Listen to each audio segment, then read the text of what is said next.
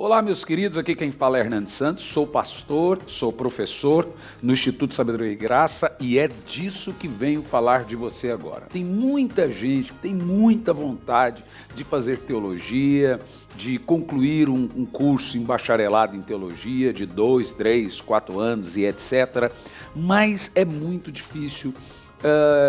Ainda mais se tratando que você tem que ir lá no curso, disponibilidade de horário e vem as questões de valores. Eu fiz um levantamento por alto dos valores mensais de um curso livre de teologia. Fica na média aí de 500, 600, 700, 800 reais por mês que você paga durante todo o curso. O que nós fizemos? Disponibilizamos uma maneira de você fazer um curso.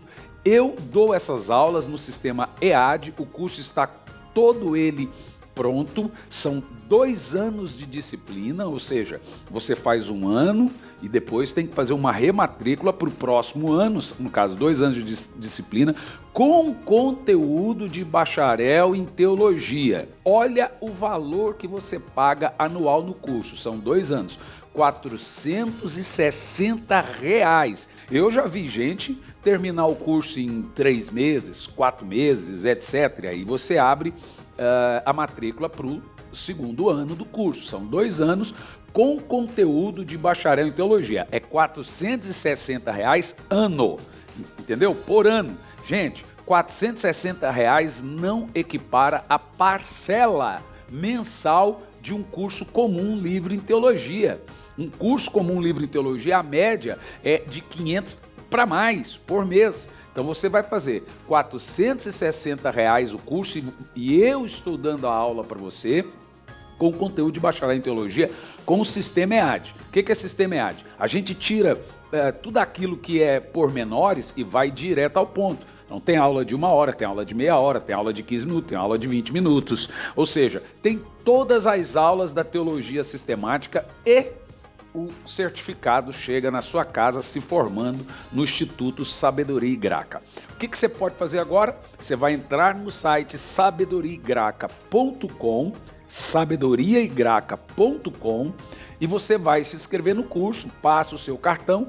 Tem bandeira de cartão que faz até em 12 vezes, tem bandeira de cartão que faz em 10, depende muito da sua bandeira. E aí você vai participar e fazer o curso conosco, sabedoriaigraca.com, curso de teologia, curso livre de teologia com conteúdo de bacharelado em teologia.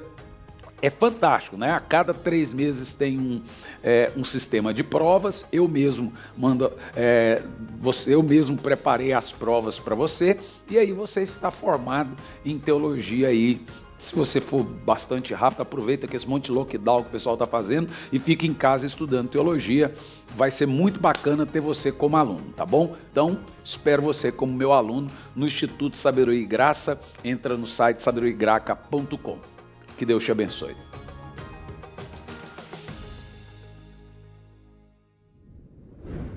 Nós não vamos ler o texto porque nós vamos parafraseá-lo. Eu vou falar hoje sobre a ressurreição de Cristo e nós teremos uma parafrase quando nós paramos nos versículos para aplicá-los em nossa vida, né? Sobre esse tema. É um sermão expositivo do capítulo 24 de Lucas, do verso de 1 ao 35, e nós faremos ele por parafrase. Senhor, fale conosco, que não seja eu quem fale, mas que seja o teu Espírito, falando aos nossos corações, nos ensinando, nos instruindo, pregando a cada um de nós, em nome de Jesus.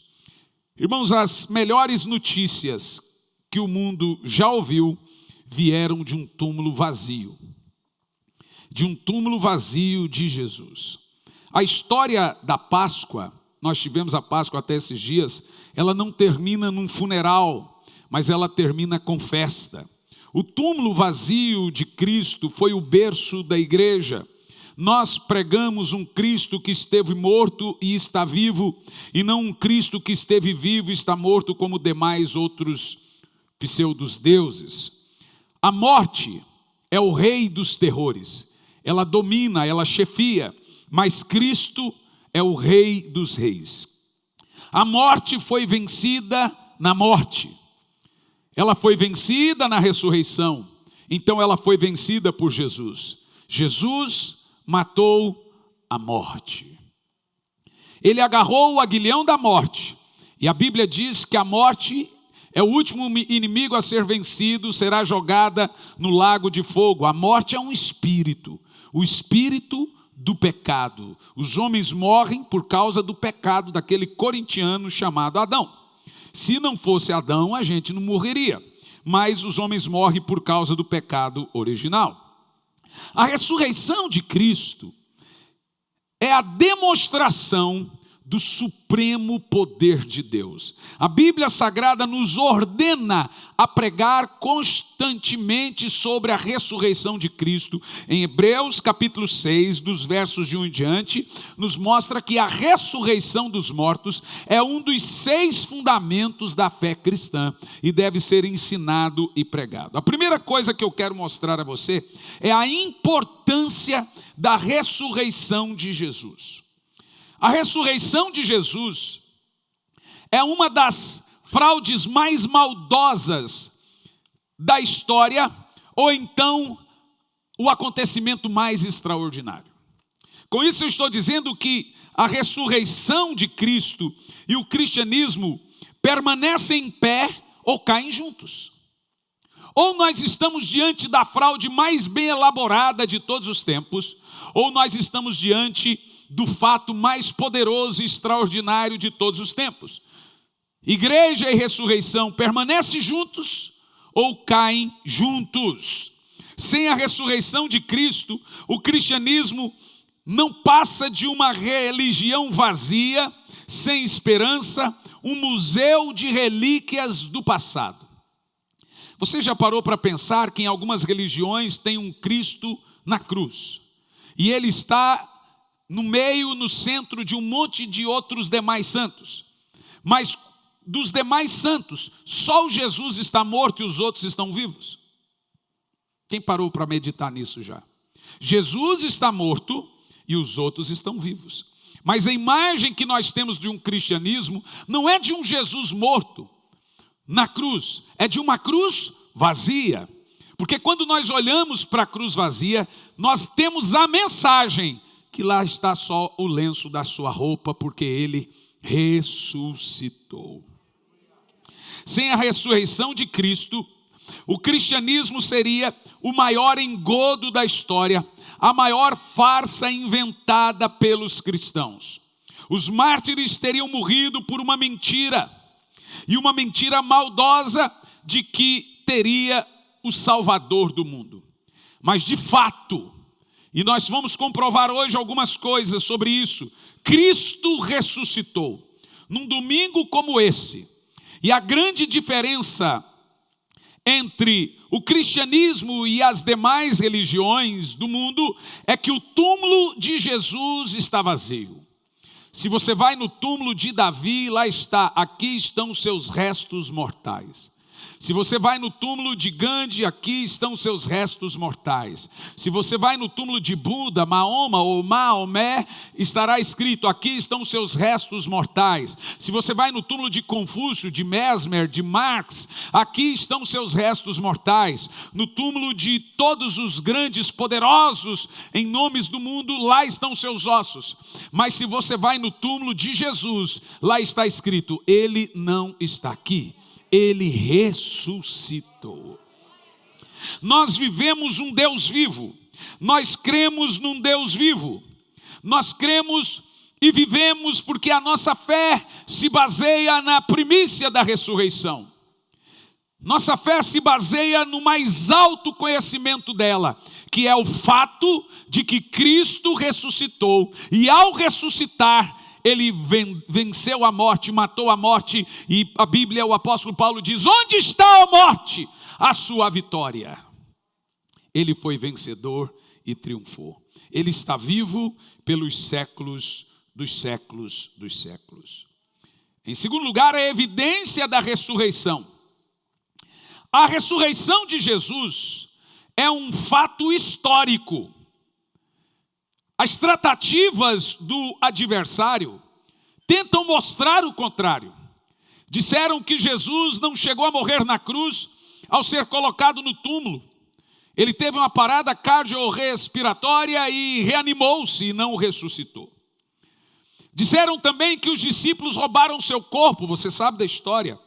Os soldados romanos que viram Jesus ressuscitar, receberam um suborno para dizer que viram seus discípulos roubando o corpo dele, para dizer que ele ressuscitou, mas até mesmo essa mentira não pôde perdurar, porque a verdade prevaleceu e o cristianismo é a maior religião reconhecida do mundo.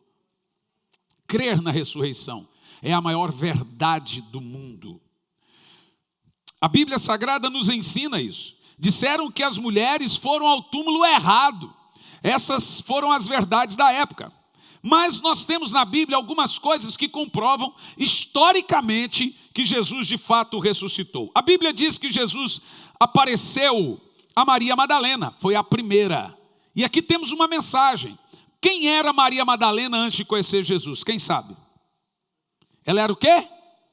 Era o quê? Aonde você leu isso? Maria Madalena nunca foi prostituta, gente. Você nunca leu isso na Bíblia. Você aprendeu isso, mas não está. Pelo contrário, a prostituta, que é adúltera, é aquela que quebrou o vaso de alabastro nos seus pés. Maria, a única coisa que a Bíblia diz dela é que ela possuía 7 demônios. Ela nunca foi prostituta.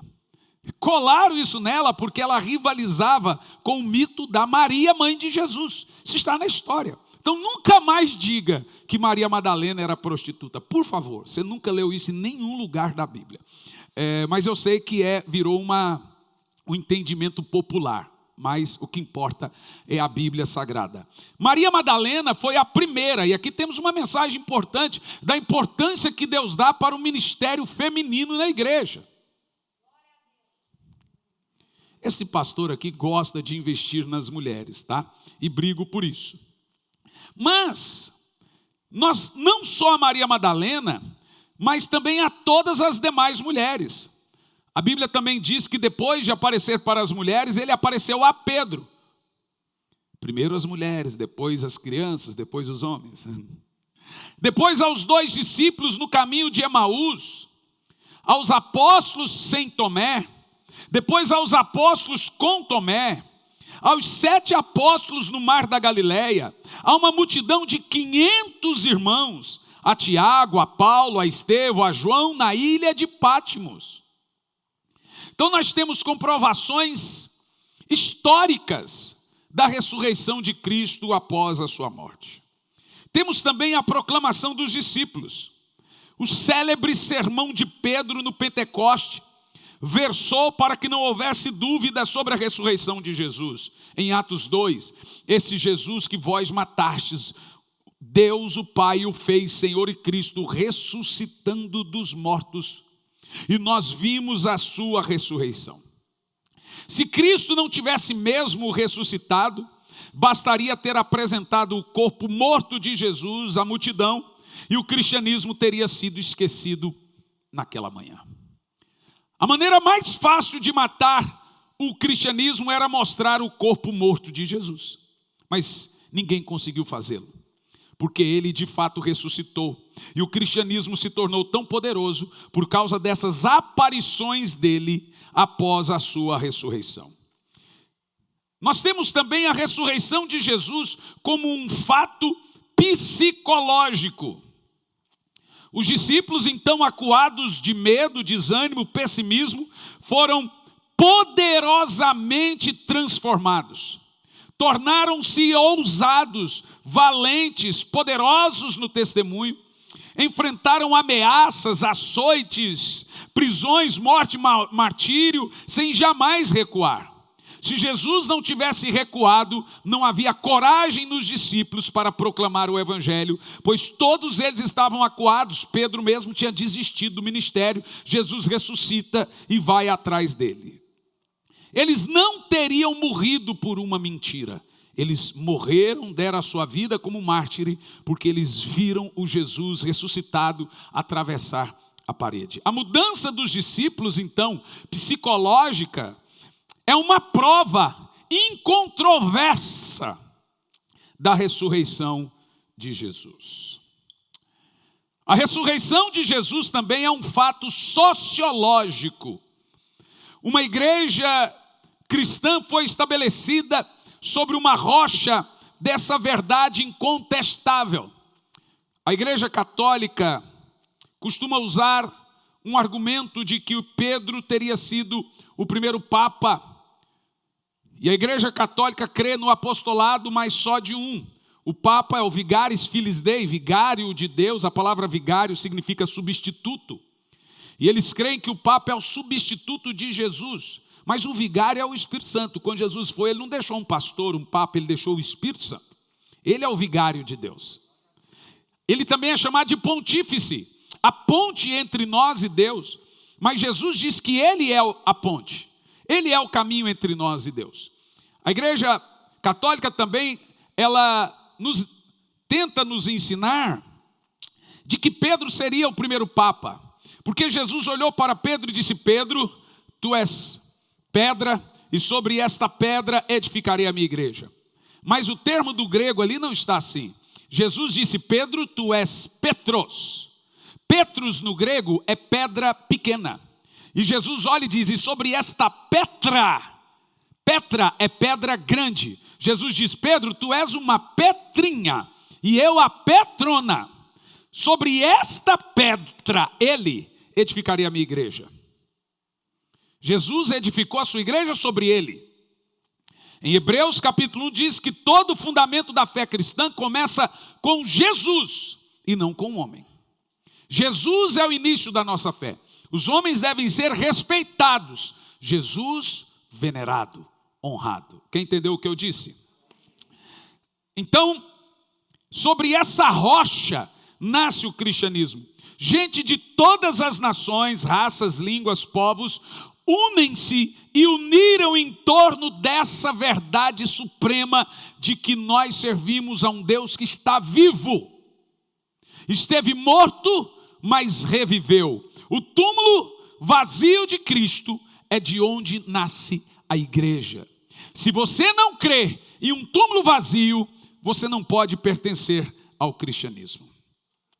Mas ainda em terceiro lugar, os discípulos antes do impacto da ressurreição, nós vamos ver os versos 14 e 15. Seus olhos estavam cegos a despeito da proximidade de Jesus. Os versos 14 e 15 desse capítulo, por gentileza. Gente, está conosco ali o nosso irmão Jairo.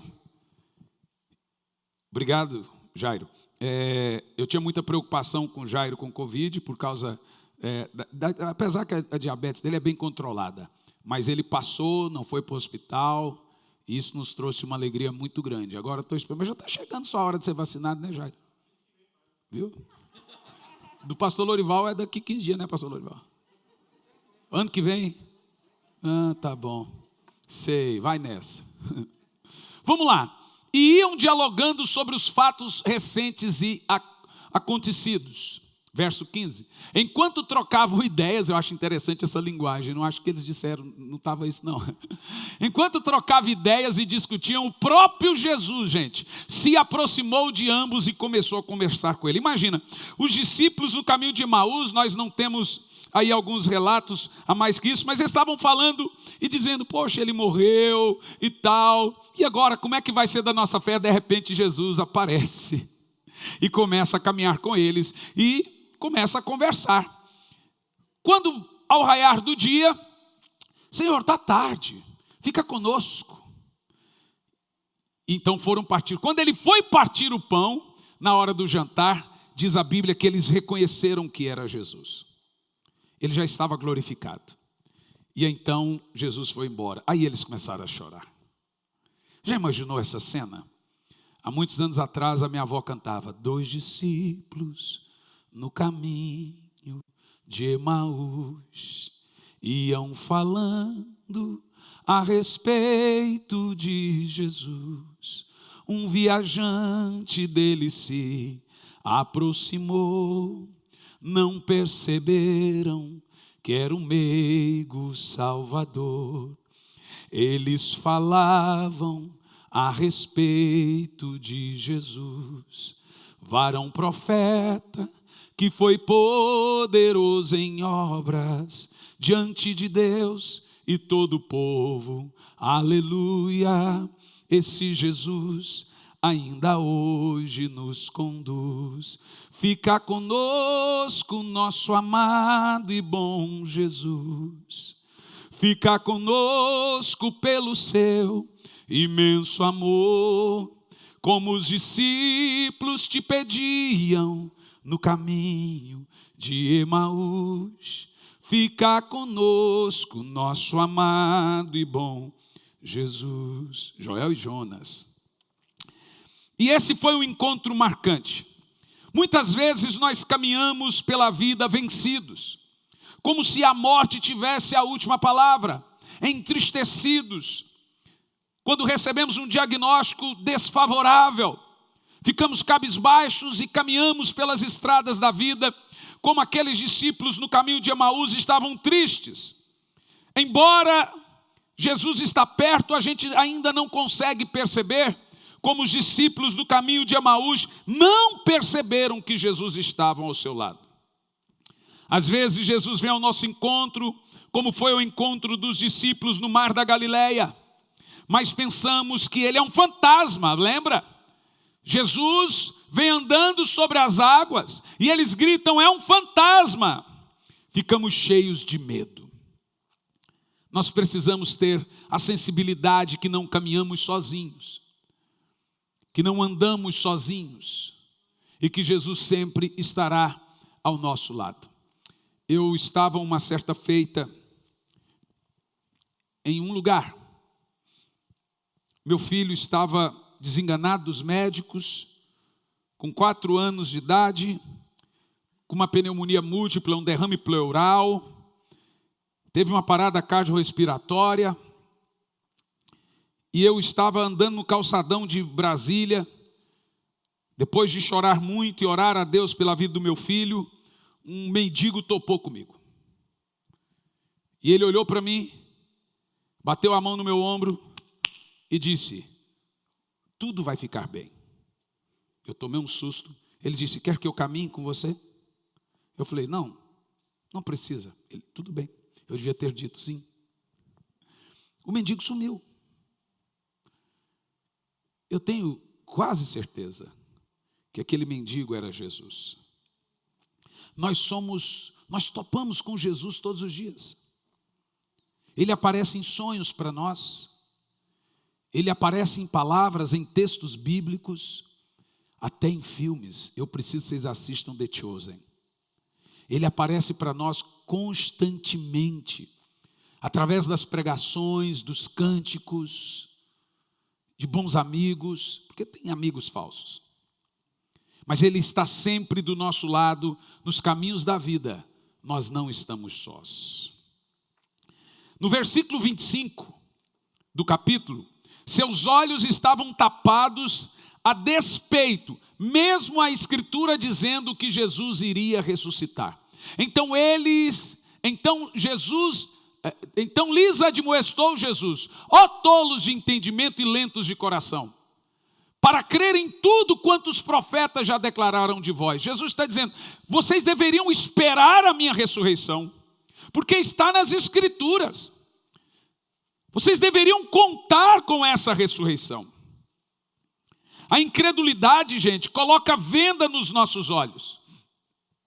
Eles se trancaram na sala, Jesus atravessa a parede, e eles agora ficam com medo. Jesus disse, não é possível. Vocês não leram as Escrituras? Elas previam isso. Vocês deviam contar e esperar pela ressurreição.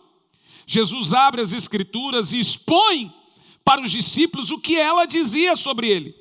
Mostra-lhes como todas as Escrituras apontavam para a sua ressurreição, sua vitória sobre a morte, mas eles não compreenderam. Eles não entenderam porque lhe faltavam luz, mas também lhe faltava visão. Quando nossos olhos são iluminados pela palavra, nós entendemos. Mas quando nós não temos a revelação e o entendimento, nós caminhamos pelas estradas da vida cabisbaixos.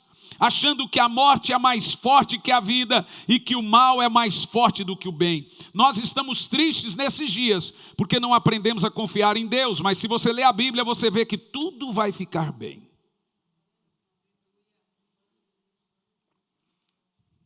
Versos 22 a 24, seus olhos estavam fechados lá no caminho de Emaús, a despeito dos testemunhos dos irmãos.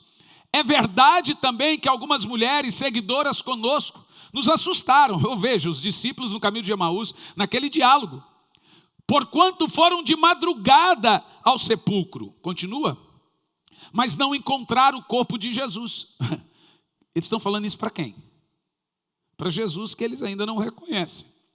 Contudo, voltaram e nos relataram que tiveram uma visão de anjos, que lhes asseguraram que ele vive. Gente, presta atenção aqui. Pode pôr o 24, já vamos ler. Jesus está pregando ele para os dois.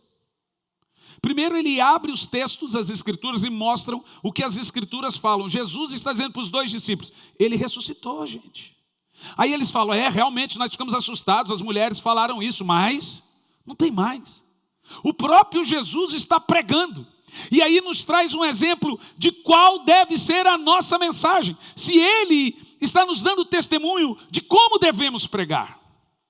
Primeiro ele abre as escrituras e mostra que a ressurreição do Messias é uma realidade. O próprio Jesus pregando e eles não reconhecem. Depois, nas mesmas escrituras ele fala, vocês deveriam esperar e contar com isso. Os discípulos não satisfeitos disseram, algumas mulheres foram lá no túmulo, realmente falaram que uns anjos apareceram lá e disseram, não, ele vive, mas a gente ainda não o viu. O que faria você no lugar dos dois discípulos no caminho de Emaús? Eu fico imaginando essas coisas e eu fico com uma santa inveja. Oh meu Deus!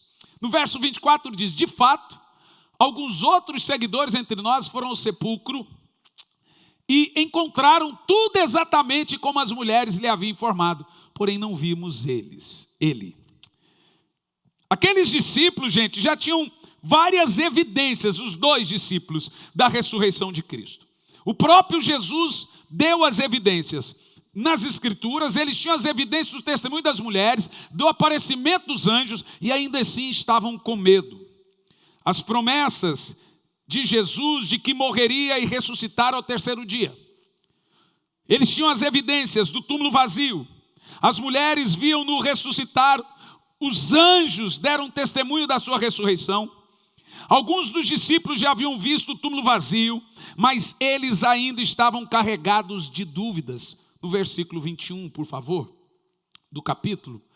E nós acreditávamos que fosse ele quem havia de trazer a total redenção a Israel. Veja, o argumento deles, poxa vida, ele morreu. E a gente acreditava que ele queria trazer, mas hoje já é o terceiro dia desde que tudo aconteceu. Eles realmente pensaram que ele não iria ressuscitar. O cuidado de Jesus é grande, né? Hoje tem muita gente vivendo o reducionismo. Reduziu o cristianismo em uma teologia liberal. O que é teologia liberal? É o entendimento de só onde a sua mente alcança. Teologia liberal só crê naquilo que a mente pode entender. Teólogos liberais vão dizer que Jesus não vai voltar de fato. Vão dizer que não precisa um arrependimento genuíno de fato. Vão dizer que não existe esse negócio de gente santa. Vão dizer que Jesus é de fato uma boa testemunha, um bom profeta, mas não era Deus. Vão dizer que a Bíblia não é a palavra de Deus, ela contém a palavra de Deus. E o liberalismo teológico é o maior câncer, a doença no cristianismo hoje. Porque ele reduz o cristianismo a coisas que a mente pode entender. Mas nós não vivemos por vista, nós vivemos por fé. Então assim eles limitam a vida cristã a apenas as suas experiências ou ciências. Verso de 14 a 20 também vemos que seus pés, os dos discípulos, estavam na estrada da fuga, a despeito de várias evidências de Jesus. Aqueles dois discípulos se acovardaram. Eles estavam fugindo da cidade.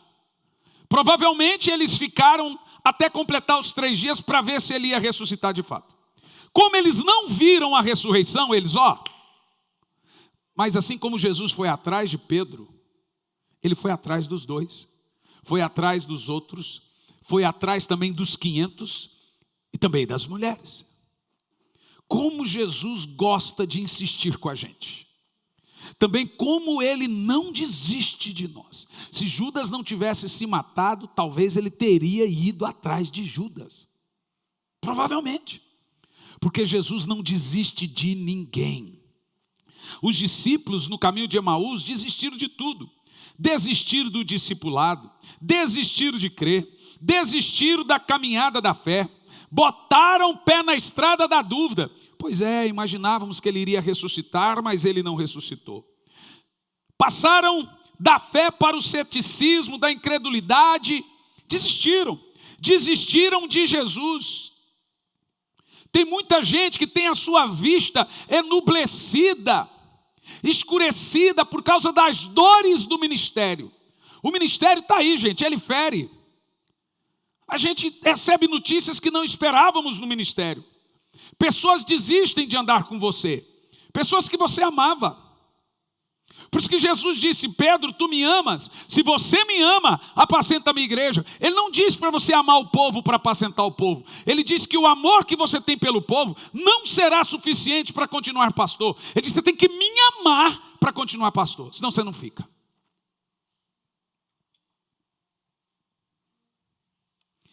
E quando nós ficamos enublecidos na caminhada da vida cristã, a gente desiste. Eu vou fazer outra coisa, não vou pregar o evangelho, vou ser qualquer outra coisa.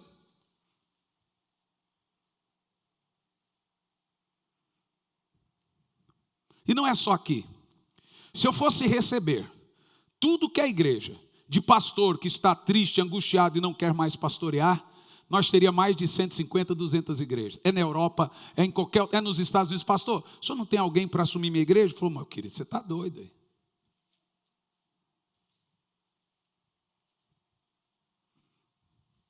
Sabe por quê? A vida machuca a gente.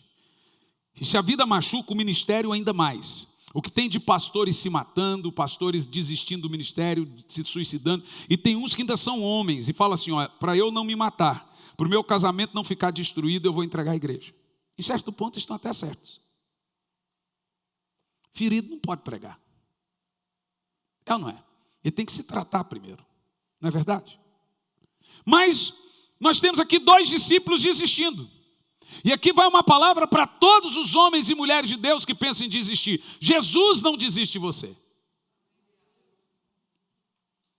Como já cantava Marquinhos Gomes: Ele não desiste de você, Ele se importa com você, Ele compreende seu caminhar, nunca vi amor tão grande assim. Ele não desiste do seu cântico, Ele não desiste de usar você para pregar, Ele não desiste do seu ministério, Ele não desiste de ver você aqui. O Senhor conhece, Ele se agradava do seu trabalho. Ele foi atrás dos 2 discípulos no caminho de Emaús, Ele foi atrás das mulheres, Ele foi atrás dos discípulos com medo, trancado. Ele vem atrás de você nessa manhã e diz: a sua história ainda não acabou. A ressurreição de Cristo também aponta para a ressurreição da minha alegria, para a ressurreição do meu ministério. Aqui nessa manhã pode ser uma manhã em que a sua história vai começar de novo. A morte não tem a última palavra, o câncer não tem a última palavra, o entubamento não tem a última palavra, o médico não tem a última palavra, a falência não tem a última palavra. Jesus tem a última palavra.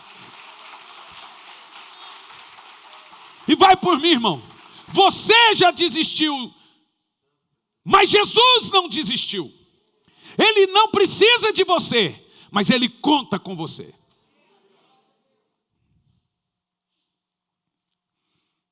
Quando voltamos de Brasília, minha esposa e eu, e o meu companheiro de estrada, vida toda, né, filho? Tínhamos perdido tudo em Brasília. Saímos daqui para Brasília para construir um instituto e uma agência missionária de 6 andares. Tínhamos ganho um terreno de 8.000 metros. Vendemos tudo aqui em Curitiba.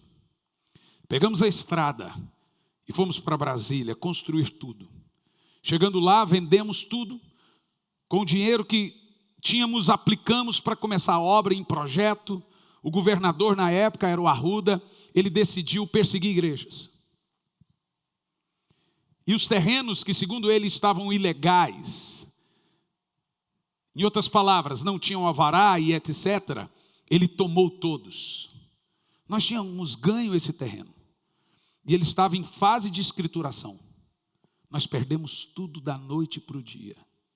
Voltamos com 500 mil de dívidas. Minha esposa estava entrando em depressão. O meu filho tinha entre 7 anos de idade a 8. Foi um silêncio sepulcral. O carro que eu estava dirigindo já tinha 4 meses que não pagávamos a parcela. Quando chegamos, os 2 carros, o banco foi buscar. Estava na garagem da minha sogra o carro. Só não perdemos a casa porque ela era financiada.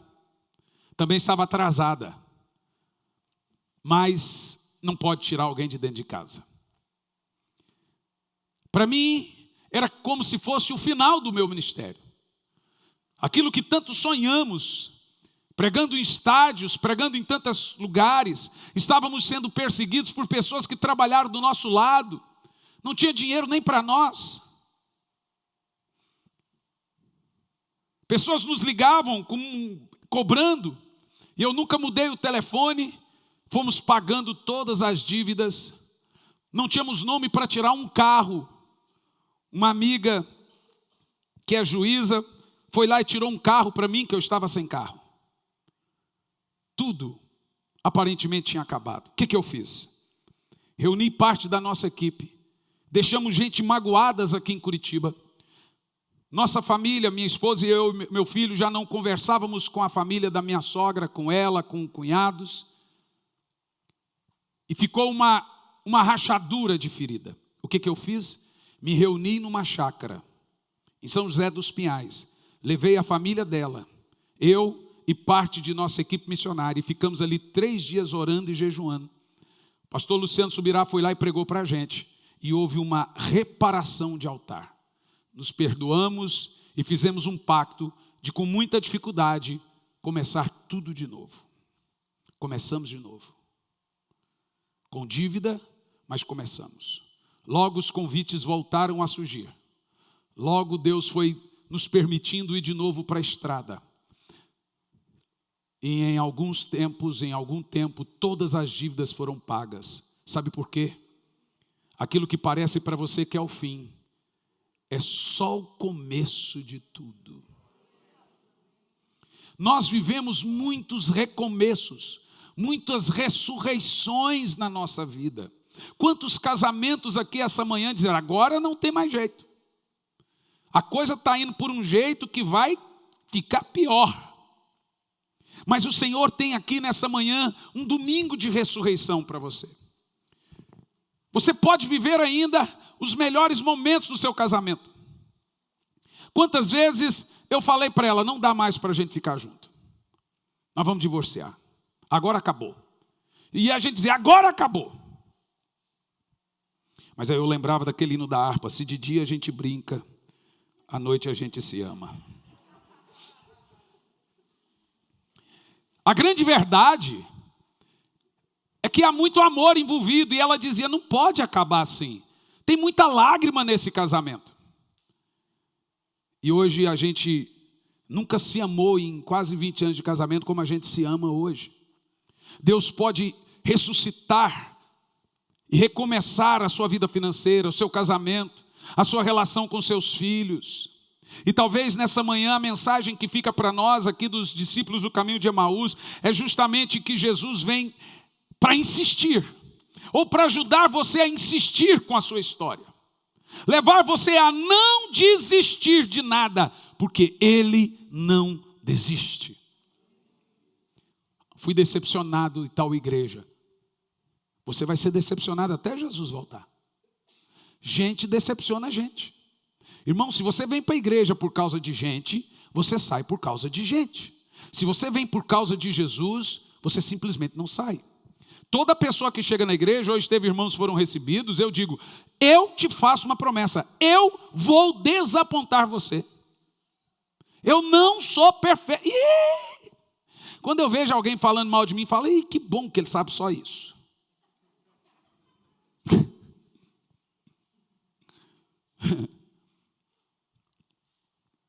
Essa é que é a verdade. Mas a ressurreição de Cristo, ela nos traz uma aplicação. Nos versos de 13 a 20, que seus pés, os pés dos discípulos, caminhavam para o acaso e não para o amanhecer. Nós, como cristãos, não podemos esperar a vida, deixa a vida me levar. Nós andamos por fé. Quando você vai ver na Escritura, Emaús ficava no oeste, e o dia já estava se pondo. Caminhavam para o entardecer, caminhavam para o acaso. Você imagina os semblantes daqueles discípulos de desolação? Eles estavam em Jerusalém, até completar o terceiro dia, perceberam que ele não ressuscitou, na cabeça deles, eles desistiram do ministério e foram embora. Pé na estrada. Não desista do seu casamento. Não desista da sua fé. Não desista dos seus filhos. O fim para Deus é apenas o começo. A ressurreição nos mostra isso. Tem muita gente como esses dois discípulos, só olhando para o passado. Mas o cristão não caminha para o acaso, mas para o amanhecer. Ele não caminha para o entardecer. Ele caminha para o amanhecer.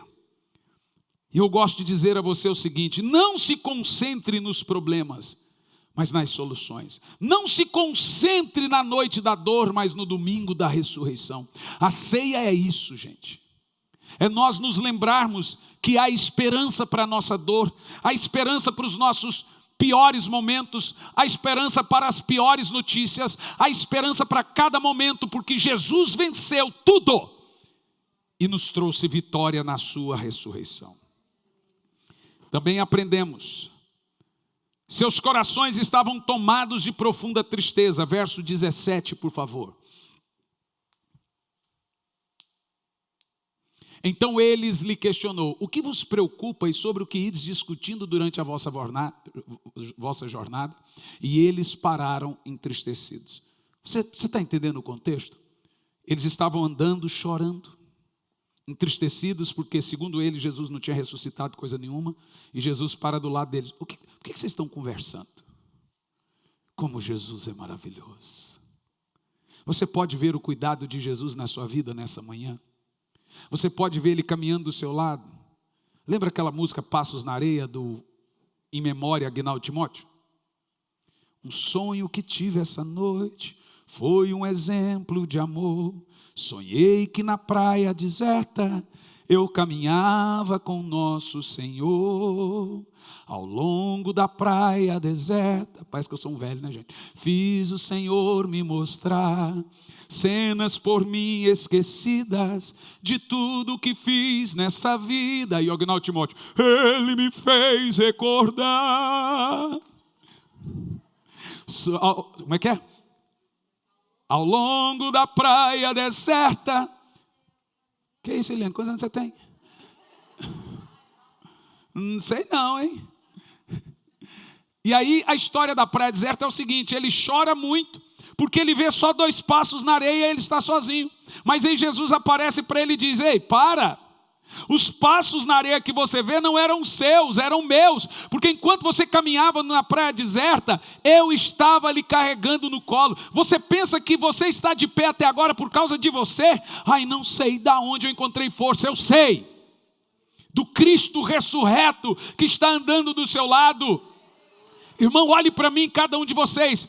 Tudo vai ficar bem. Eu vou dizer de novo: tudo vai terminar bem. Se não é na terra, com certeza é no céu.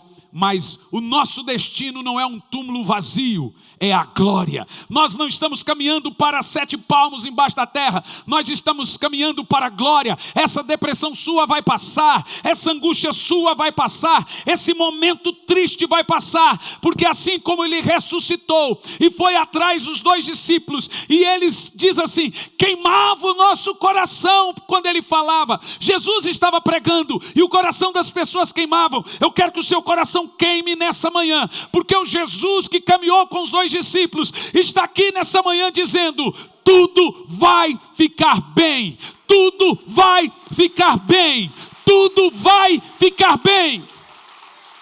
Aleluia, aleluia. Dos versos 19 a 20, seus corações estavam perturbados pelo drama do sofrimento do justo. Eles pensavam, como conciliar o fato de Jesus ser amado de Deus, poderoso em obras e palavras ao mesmo tempo, e pregado na cruz como um criminoso? Tem gente que lê os livros de Dan Brown, assiste o filme e fica em dúvida da sua fé. Você nasceu do quê, irmão? De uma parteira espiritual ou do Espírito Santo? Você tem pai. Você tem o Espírito Santo.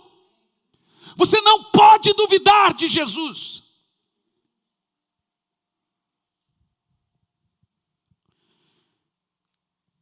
Talvez também essa seja a nossa angústia. Ver o justo Jesus sofrendo, poderoso sendo injustiçado, inocente, pisado. Eu fico vendo aí, desculpa gente, eu vou falar, não tem a ver com política, mas tem a ver com a moral. O camarada é solto, pode concorrer, se brincar, Delanhol e Sérgio Moro será preso. Alguém tem dúvida disso? Mas ele está vindo para julgar essas injustiças. Esse tipo de coisa me choca. Mas Jesus, pregado na cruz, ele representa o meu pecado. A visão que você tem que ter da fé não é de Jesus pregado na cruz, é da cruz vazia. A cruz vazia transmite a mensagem para nós, viu? Tudo ficou bem.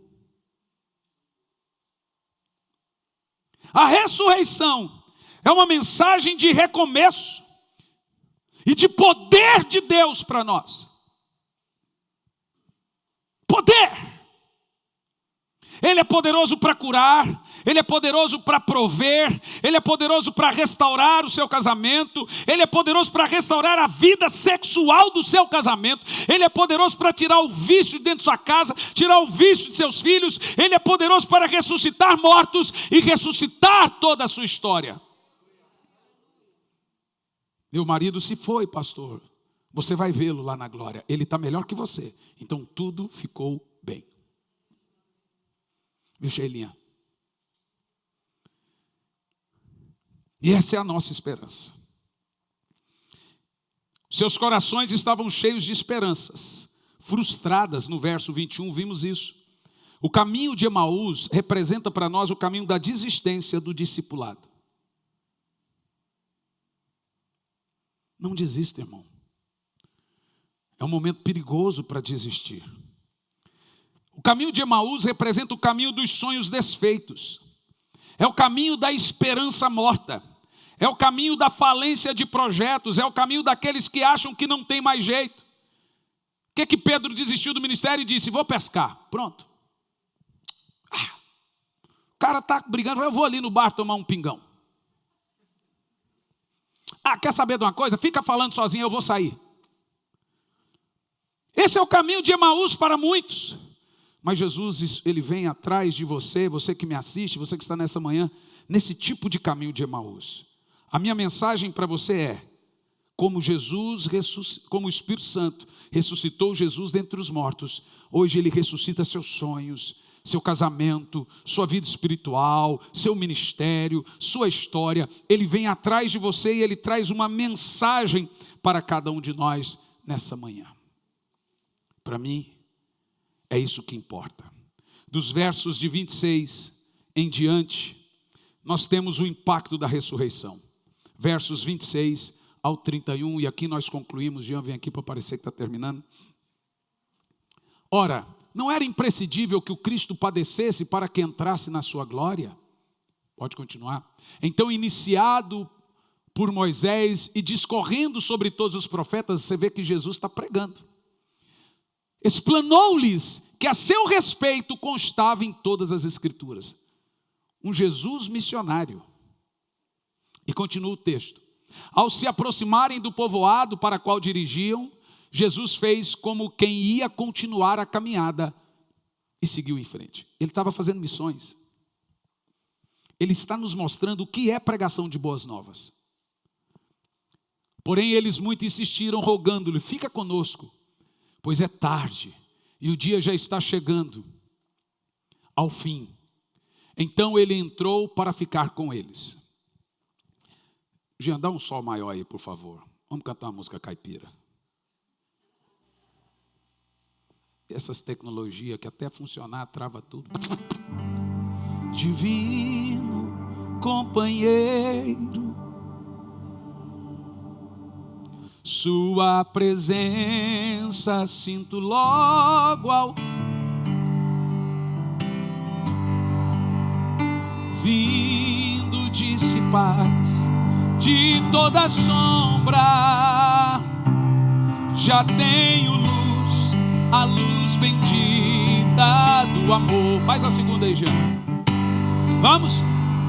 Fica, Senhor, já se faz tarde. Faz a segunda, rapaz. Tá com vergonha?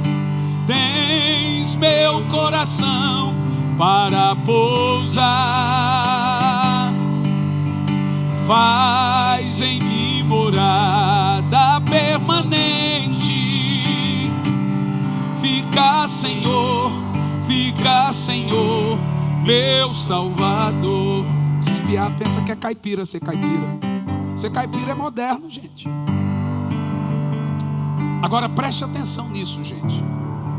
Jesus, agora pode trocar a música, que não combina com a mensagem. Jesus revelou-se pelas Escrituras, e ele disse para os discípulos: examinai as Escrituras. Por isso que nós levamos a sério pregação na nossa comunidade. Jesus nos disse o que deve pregar. Nossa mensagem tem que ser sobre Cristo. É Ele o centro da nossa pregação. Jesus nos ensinou, pregando para os discípulos do caminho de Emaús, como deveria ser a nossa pregação. Hoje tem muito crente procurando conhecer Jesus fora das Escrituras. Deixa eu te falar uma coisa. Cristianismo mais psicologia é falso evangelho. Pregação, vou dizer, só para corrigir, senão pode pensar que cristão não pode ser psicólogo. Pregação, vamos corrigir. Pregação mais psicologia é falso evangelho. Pregação mais coach é falso evangelho. Pregação mais sincretismo religioso é falso evangelho. Qualquer coisa que você colocar no evangelho que não pertence a ele, fará dele falso. O evangelho só será verdadeiro se pregarmos o Cristo que morreu e ressuscitou dos mortos. Se pregarmos como as sagradas Escrituras nos ensinam. Você não pode procurar Jesus fora das Escrituras. Procurar Jesus num coach, procurar Jesus na psicologia, procurar Jesus, você deve encontrá-lo nas suas próprias palavras. Jesus continua a pregar através das sagradas Escrituras.